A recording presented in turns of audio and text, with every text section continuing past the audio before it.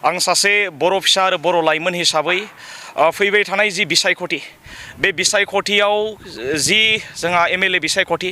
बे बिसायख'थियाव बयबो जाहाथे मोजां रोखोमै जाहाथे भटखौ होयो आरो बेसेन गोसा भटखौ जाहाथे मोजां रोखोमै जाहाथे मोजां बिजाथिनो होयो आं बेखौ आं गिबिसिनथाराव सासे बर' फरायसा जानानै बर' लाइमोन जानानै नोंथांमोननिसिम आं खावलायनाय थाबाय। मानो होननानै बुङोब्ला आं मोनसे बाथ्राखौ आं बुंगोन दिनैनि दिनाव जोङो नुयो नङा होमबा ससियेल मिडियायावनो जा आरो बेजोंनो लोगोसे गावजों गाव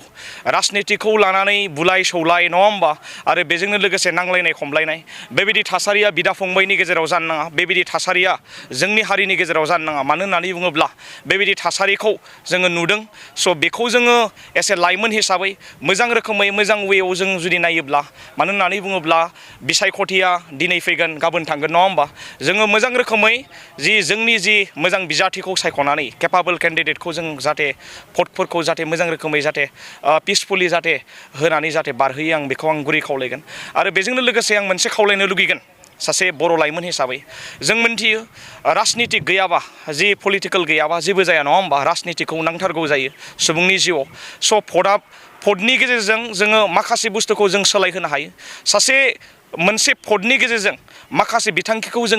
जोङो डिसाइड खालामनो हायो इयुनखौ जों डिसाइड खालामनो हायो आरो बेबायदि मोनसे भटखौ जाहाथे ओरैबायदि सासे केन्डिडेटनो हो जाय केन्डिडेटआ जोंनि हारिनि जातिनि थामोनथा रैखाथि आरो माखासे बुस्थुखौ लानानै माखासे थासारिखौ लानानै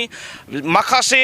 बिथांखिफोरखौ लानानै आसाम एसेम्ब्लि बायदियाव उत्थापन खालामनो हायो आरो जोंनि गेजेराव जाहाथे मोजां रोखोमै खामानि मावनानै जोंनि अभारअल डेभेलपमेन्ट लाइमोननि डेभेलपमेन्ट गामि ओनसोलनि डेभेलपमेन्ट ससाइटिनि डेभेलपमेन्ट जातिनि डेभेलपमेन्टनि माखासे खामानिखौ जाहाथे मावनो हायो बिथांमोन बायदिनो जाहाथे भटखौ जाहाथे होनो थाखाय आं गुरै खावलायबाय।